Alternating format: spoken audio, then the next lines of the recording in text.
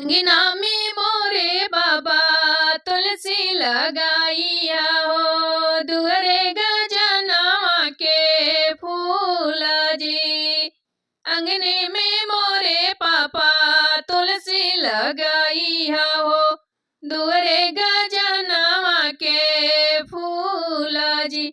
जब बारियतिया दुअरिया पे आइल, गजना माह के सारी राती जी।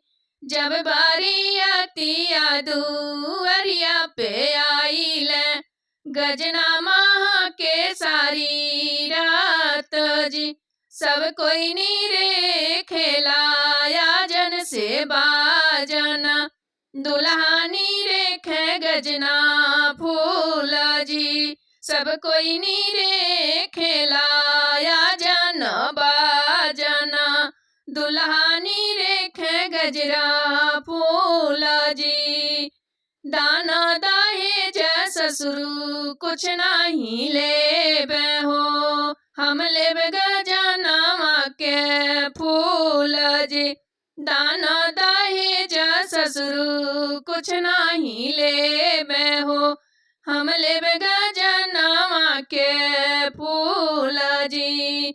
दाना दहेज बाबू सब कुछ देबे, नहीं देव गजनवा के फूल जी। दाना दहेज बाबू सब कुछ देबे, नहीं देव गजनवा के फूल जी।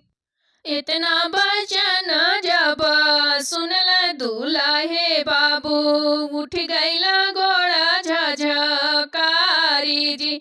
इतना बचन जब सुनल दुल्हे बाबू, उठ गईल गोड़ा झझकारी जी। हम तजे छोड़बे ससुर जी के धियावा हो, बनी जइबे जोगिया फकीर जी। हम तजे छोड़बे ससुर जी के धियावा हो, बनी जइबे जोगिया फकीर जी। इतनी बचन जब सुनली सुंदर बेटी, उठ गईली लंगा झहराई जी।